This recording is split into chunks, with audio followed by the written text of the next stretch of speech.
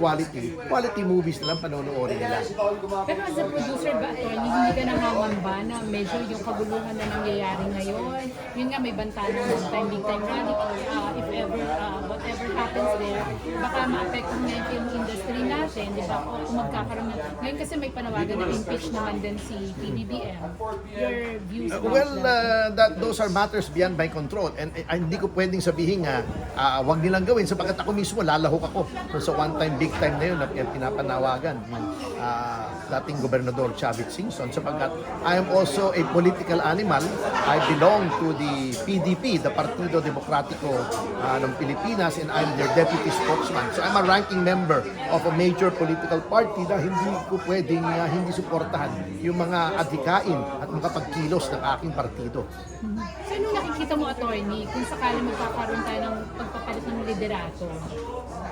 Well, kung magkakaroon ako ng tinig dito sa bagong liderato, na palagay ko naman ay magkakaroon ako, hindi ko gagamitin para sa aking sariling political career o magkapwesto ng gobyerno. Pinako ko, ang gagawin ko kung magka-impluensya ako rito ay para isulong ang pelikulang Pilipino. More on films pa rin. Yes, oo. Kasi I really believe in this eh. I'm a film lover. Sabi ko nga sa inyo, I have a collection of thousands of DVDs. I've watched so many films from the classics. Kahit yung mga silent movies, pinapanood ko yan. Dami kong collection yan. Yung mga great movies, kompleto ko. Akira Kurosawa, Chaplin, Buster Keaton, Francis Ford Coppola, lahat ng movies, Battleship Potemkin, Birth of a Nation, lahat yan, napanood ko yan eh. Citizen Kane, Last Laugh. So wala kang personal attorney parang against sa government o kay PBBM sa nangyayari ngayon? Kasi di ba? No, I am against the government because of the massive corruption and the anomalies. Hindi naman pwedeng pabayaan na lang natin yung mga Pilipino. Kasi taxes natin yan eh. Gobyerno natin yan eh. Pero as attorney, ano ba, may makukulong ba after what happened? Ayun ang hindi ko alam. Kasi as you assess, yung nangyayari ngayon sa mga... Pinagtatakpan nila yung mga talagang mga masterminds. Anong gagawin natin? Kaya nga, may mga panawagan like si former Governor Chavit Singson na maging peaceful na lang sana yung pagbaba ni PBBM. Ikaw ba, anong personal take mo on that? Wala akong personal take dito. I have to toe the party line. And the party line is that the PDB is against extra constitutional change. So sinusuportahan namin yan.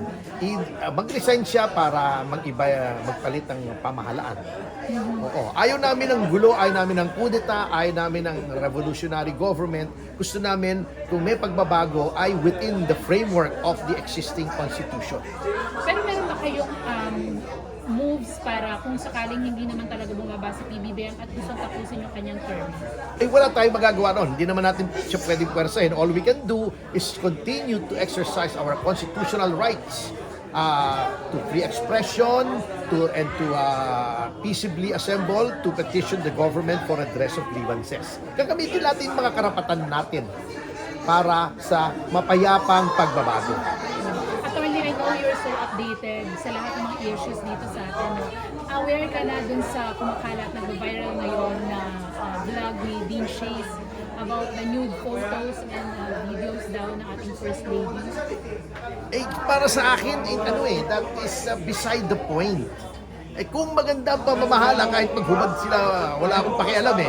Ang akin good governance eh. Kahit mag-press conference sila na nakahubot-hubad, wala akong pakialam. Basta maganda ang takbo ng gobyerno, umuunlad ng mga Pilipino, hindi ninanakaw ang salapi ng bayan. Wala akong pakialam dyan eh. That is beside the point para sa akin. The issue here is governance. Pero anong analysis mo, bakit may mga ganitong kumakalat?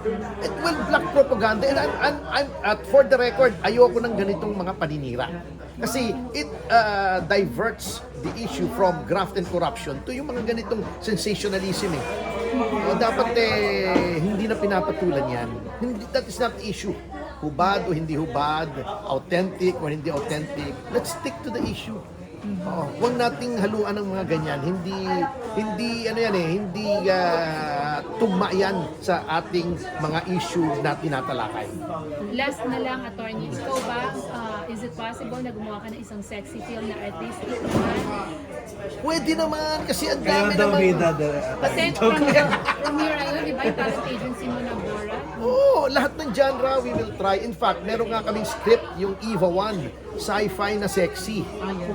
Oo, kaya lang syempre, marami kaming properties na mga scripts. Wala namang maraming sexy na yung critically acclaimed, yung Last Caution, di ba? Yung Hiroshima Mon Amour, puro sexy yan eh. Di ba? Yung The Lover, si Jane March, di ba? Oo.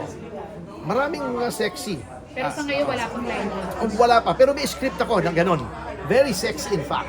Pero science fiction. At saka maganda, it has something to say about artificial intelligence. The dangers of artificial intelligence. Wala ka pang... Actually, horror yun eh. Sexy na horror. May nakikita ka kasi Celebrity yung in mind. makikita. Celebrity in mind na pwedeng ano mo doon. Marami. At kailangan lang kasi, hindi lang sexy. May acting. Hindi tayo sexy for sexy sake. Wala tayong against dun sa mga sexy movies katulad sa Viva Max. Sabi ko nga, kanya-kanyang niche. Yan eh. Different strokes for different folks. Something for everyone. Thank you, attorney. Actually, maraming Viva Max na magaganda ha. Oo, yung taya. Sexy yun, pero maganda. Oo. Kaya lang, di ba, Yung attorney, silip. Hindi ba kayo nag-ano? Nireklamo, di ba, ng parang inano ng MTRCB ang Viva Max. Hindi naman sakop ng MTRCB ang streaming yun eh. Wala yun. Inano ni Senator Jinggoy kasi ang Viva Max. Pero kayo, attorney, May magagandang Viva Max. Yung silip ni Paolo, maganda yun. Pero ano yun ha? Sexy yun ha? Oo, taya. Minsan kasi may pagka-porn. Yung yung kay Brillante nga. Death of a Girlfriend. Maganda yun.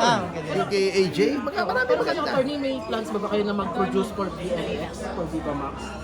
Pwede, basta maganda yung movie.